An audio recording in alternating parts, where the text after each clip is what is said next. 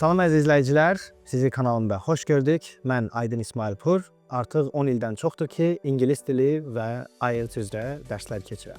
Bugünkü videoda isə sizə IELTS imtahanı ilə bağlı ən çox verilən 10 sual və onların cavablarını təqdim edəcəm. Düşünürəm ki, siz də bu suallara cavab axtarırsınız və bu sualları bildikdən sonra artıq bu imtahana necə hazırlaşmaqla bağlı daha yaxşı məlumat əldə edəcəksiniz. Vaxt itirmədən başlayaq. Birinci sualımız, IELTS imtahanına hansı səviyyədən hazırlaşa bilərəm? Əslində bu sizin hədəflədiyiniz baldan asılı olaraq dəyişir. Əgər siz yuxarı bal hədəfləyirsinizsə, məsələn 8 bal almaq istəyirsinizsə, təbii ki, başlanğıc olaraq səviyyəniz C1, yəni advanced səviyyədə olması yaxşıdır. Əgər daha aşağı səviyyələrdə, məsələn elementary və yaxud pre-intermediate səviyyəsindən başlamaq istəyirsinizsə IELTS hazırlığına, burada təbii ki, yuxarı baldan təəssüf ki, söhbət gedə bilməz. Çünki 7, 5, 8 bal almaq üçün təkcə imtahan strategiyaları yox, eyni zamanda sizin biliyiniz də vacibdir. Ona görə, məsələn, deyək ki, siz hansısa bir universitetə apply edirsiniz, 5-5 bal sizə kifayətdirsə, elə pre-intermediate-dən də imtahana daha doğrusu imtahan hazırlığına başlaya bilərsiniz. IELTS-də ən çətin bölmə writing-dirmi? Bəli, bu çoxlarını düşündürür. Çünki ölkəmizdə də, qlobalda da çox kandidatlar, çox namizədlərin ən aşağı bal aldığı section writing sectionıdır. Amma bu o demək deyil ki, bu hissə ən çətin hissədir. Bu sadəcə bizim daha az praktikamız olduğu üçün belədir. Məsələn, Azərbaycanda tələbələr, şagirdlər, istər universitetlərdə, istərsə də məktəblərdə çox da yazı ilə məşğul olmurlar. Bu da öz növbəsində bizim yazma bacarıqlarımızın o qədər də yaxşı inkişaf etməməsinə gətirib çıxarır. Və IELTS kimi bir imtahanda yazı bölməsi olduğu üçün və biz də çox təcrübəyə sahib olmadığımıza görə yazıdan adətən aşağı bal alırıq. Yəni, məsələn, speakingdən 9 alan tələbələrin yazıdan 7 alması, bu o demək deyil ki, onlar ingilisini daha az bilirlər və yaxud yəni, o qədər də yaxşı bilmirlər. Sadəcə danışıq praktikası daha çoxdur, amma yazı praktikası o qədər də çox deyil. Amma fərqli-fərqli ölkələrdən olan mən namizədlərin nəticələri ilə tanış olmuşam ki, məsələn, writing-dən 8-5 alıb, speaking-dən 7 və yaxud 7-5, hətta 6-5 alan namizədlər var. Bu nə deməkdir? Writing praktikası daha çox olub tələbənin, speaking isə daha az. Yəni, siz nəyi daha çox praktika edirsinizsə, bir o qədər həmin bölmədə yuxarı bal alma imkanınız daha da yuxarı olur. IELTS imtahanına hazırlaşmaq üçün nə qədər vaxt lazımdır? Bu yenə sizin hədəf balınızdan və hazırki səviyyənizdən asılı olaraq dəyişir. Məsələn, deyək ki, siz 7 bal almaq istəyirsiniz və ingilis dilini çox yaxşı bilirsiniz. C1 və yaxud C2 səviyyədə və yaxud məsələn, deyək ki, Amerikada yaşamısınız bir neçə il. Sizin üçün təqribi 1-2 ay kifayət edəcək ki, rahatlıqla 7, hətta daha yuxarı bal alasınız. Yox. Siz elementary səviyyəsindəsiniz və 7 bal almalısınız. Təbii ki, burada təkcə IELTS-ə hazırlıqdan söhbət getmir. Eyni zamanda sizin ingilis dilinizin inkişafı da bu artıq hazırlıq müddətinə daxil olduğu üçün 6 ay, 8 ay kimi vaxt lazım ola bilər. Ona görə buna birbaşa, yəni 2 aya IELTS-ə hazırlaşa bilərsiniz. Tələbələr var 2 həftəyə, 3 həftəyə belə IELTS-dən istədiyi balı ala bilir. Tələbələr də var 9 ay hazırlaşır, amma yenə istədiyi nəticəni ala bilmir. Nəyə görə? Başlanğıc səviyyə və hədəf balınız. Bunlar bir-birinə çox da uyğun olmayanda, biraz qeyri-real hədəflər qoyulanda, avtomatik olaraq sizin hazırlıq müddətiniz də buna uyğun olaraq uzanır. IELTS imtahanına özüm hazırlaşa bilərəm, yoxsa mütləq müəllim köməyi lazımdır? Əslində, %100 olaraq siz IELTS-ə özünüz hazırlaşa bilərsiniz. Müəllim sadəcə sizə yol göstərir və bir növ təcrübədən keçirilmiş metodlarla sizin işinizi asanlaşdırır. Yəni, deyək ki, siz özünüz hazırlaşdıqda 4-5 kitab oxumalısınız, strategiya kitabından söhbət gedir və yaxud YouTube-da bir neçə müəllimin strategiyalarına baxmalısınız ki, sizdə artıq o ümumi imtahan ab-havası formalaşsın. Yəni, imtahanda suallara necə yaxınlaşmalı olduğunuz formalaşsın. Bunu bir müəllimlə etdikdə isə bu əziyyətə heç gərək qalmır. Siz sadəcə o müəllimin verdiyi materiallarla, o müəllimin dediyini edərək bu yolu getmiş olursunuz.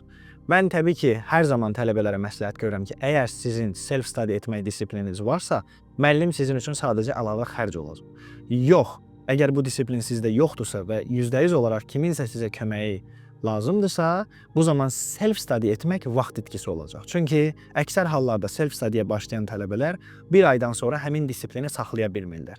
Bu vaxtı itirməkdənsə bir müəllimlə işləmək daha yaxşı olar. İmtahanı onlayn verə bilərəm. Hazırda mənim bu videonu çəkdiyim tarix 2 dekabr 2025-ci ildir və Azərbaycanda onlayn imtahan vermək mümkün deyil. Siz mütləq imtahan mərkəzinə yaxınlaşmalısınız. Burada bu imtahanı təşkil edir Baraton və British Council və orada yalnız imtahanı verə bilərsiniz. Speaking bölməsi bəzən onlayn olur, çünki imtahançı Azərbaycanda olmaya bilər. Amma bu %100 olaraq yenə imtahan mərkəzindən olmalı. Yəni siz imtahan mərkəzinə yaxınlaşmalısınız və oradan speaking-i onlayn verə bilərsiniz. Amma öz evinizdə qalaraq və yaxud hansısa bir kafedən imtahana qoşulun, imtahan verin, bu mümkün deyil. İmtahanı yazılı yoxsa kompüterlə vermək daha yaxşıdır. Bu əslində son bir neçə ildə yaranan bir sualdır. Çünki son səhv etmirəmsə 4 yoxsa 5 ildə artıq Azərbaycanda, hətta 6 il deyərdim, 2019-dan başlayıb kompüterlə imtahan. Ona qədər yalnız yazılı formadaydı. Mənim şəxsi məsləhətim kompüterladır. Çünki siz burada həm reading, həm də writing-də kifayət qədər çox vaxtınıza qənaət edirsiniz. Məsələn, reading-i yazılı formada verdikdə siz sualları cavab kağızına köçürməlisiniz ki, bu da yaxşı halda 5, pis halda 10 dəqiqə vaxtınızı alır. Amma kompüterlə imtahan verdikdə bu 10 dəqiqənin hamısını və yaxud 5 dəqiqənin hamısını sualların cavablarını tapmağa həsr edə bilərsiniz ki, bəzi hallarda bu çox vacib olur. Yazıda da əl yazısı demək olar ki, artıq günümüzdən çıxıb. Yəni mən sonuncu dəfə əl yazısı ilə uzun bir paragrafı nə vaxt yazdığımı xatırlamıram. Daha çox biz kompüterdə yazırıq, klaviaturalarla işləyirik.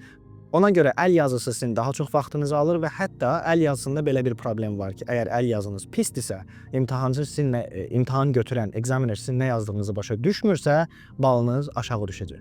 Kompüterdə belə bir problem yoxdur, çünki hamısı çap formasındadır və əgər kompüterlə daha sürətli yaza bilirsinizsə, yazma sürətinizlə də vaxta qənaət edə bilərsiniz. Çünki əl yazısı ilə siz səliqəli formada yazmalısınız, bu biraz vaxt alır.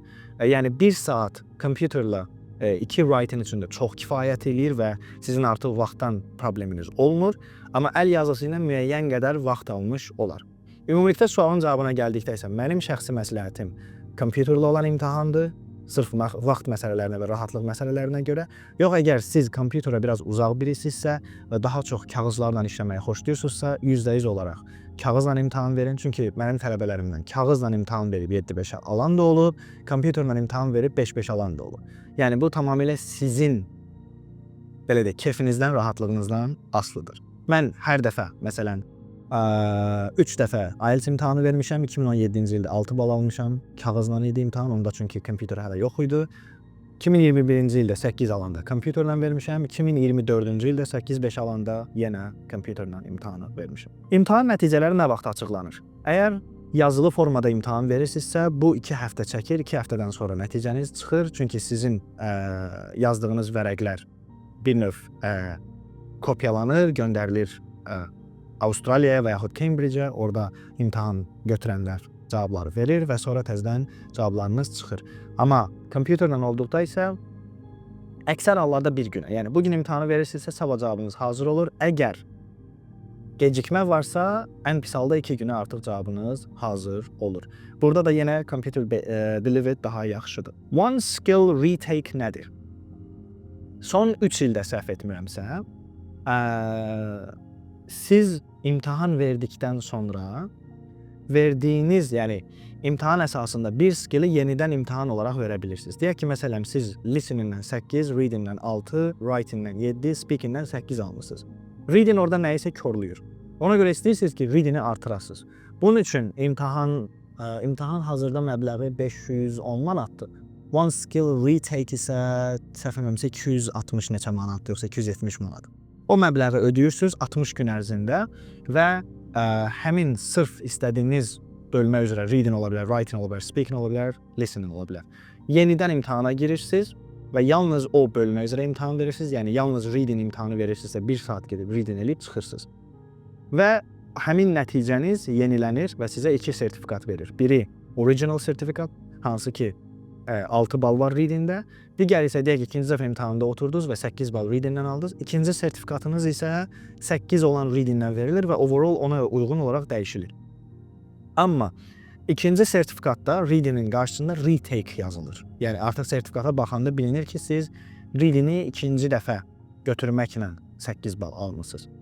Bəzi universitetlər bunu problem eləyir, bəzi universitetlər isə bunu problem etmir.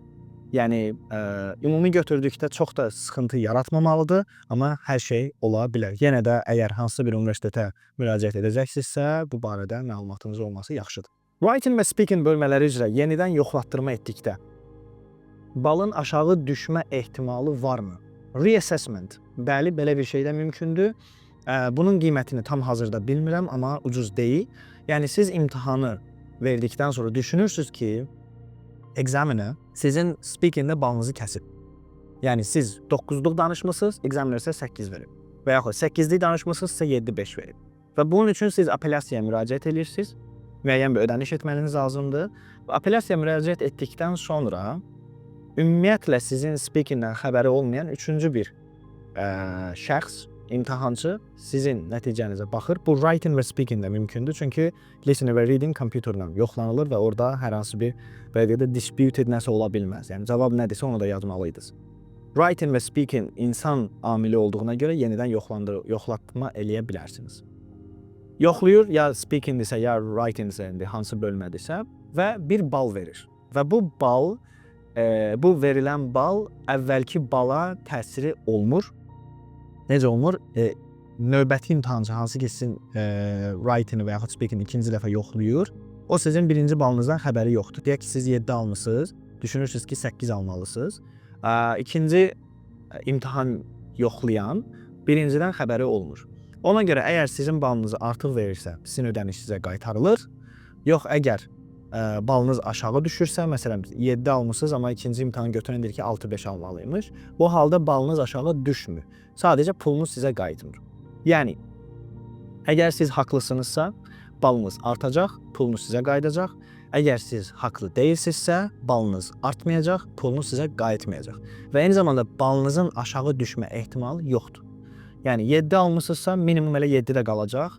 Hətta ikinci yoxlayan 6-5 versə belə, yenə siz o birinci aldığınız daha yüksək skorda qala bilirsiniz. Və sonda gündə neçə saat çalışmaq lazımdır? Bu yenə sizin hədəf skorunuzdan və nə qədər çalışa biləcəyinizdən asılıdır. Təbii ki, tələbələr var günə 2 saat çalışır, tələbələr var günə 4 saat çalışır, tələbələr var günə heç yarım saat belə çalışa bilmir. Bu sizdən asılıdır, sizin disiplindən asılıdır, sizin motivasiyadan asılıdır. Təbii ki, hədəf balınızı nəzərə alaraq və qalan vaxtınızı da nəzərə alaraq gündə 1 saat yarımdan 2 saat yarım, 3 saat arası tam kifayət edir ki, siz bütün materialı çatdırasınız. Yəni, mən günə 5 saat çalışacağım, 10 saat çalışacağım, bu sadəcə mifdir. Bunu hələ edən tələbə mən görməmişim. Nə qədər motivasiyalı olursa olsun, nə qədər disiplinli olursa olsun, sizin beyninizin bir capacity-si var, yəni bir götürmə qabiliyyəti var. Siz o qabiliyyətdən artığını edə bilməzsiniz. Ona görə həmişə məsləhət görülür ki, imtahana 1 ay qalmış, 15 gün qalmış, 10 gün qalmış, 2 həftə qalmış hazırlaşmağa başlamayın ki, filankəs 2 həftə qalmış hazırlaşdı, getdi 7, 7, 5, 8 aldı. O filankəsin ingilis dili sizdən 5 dəfə daha yaxşı ola bilər. Və yaxud o filankəsin vəziyyəti başqa ola bilər. Sizdə əgər eyni vəziyyət yoxdursa, özünüzü riskə atmayın. Yaxşı olar ki, 3 ay, 4 ay gündə 1 saat hazırlaşın. Nəinki 15 gün gündə 5 saat çalışmağa, yəni hazırlaşmağa çalışın. Və bu da bizim suallarımızın cavabı. Ümid edirəm sizin üçün maraqlı oldu. Təbii ki, əgər bu videoları faydalı hesab edirsinizsə, bəyənib dostlarınızla bölüşməyi unutmayın. Növbəti videoda görüşəcəyik. Hələlik.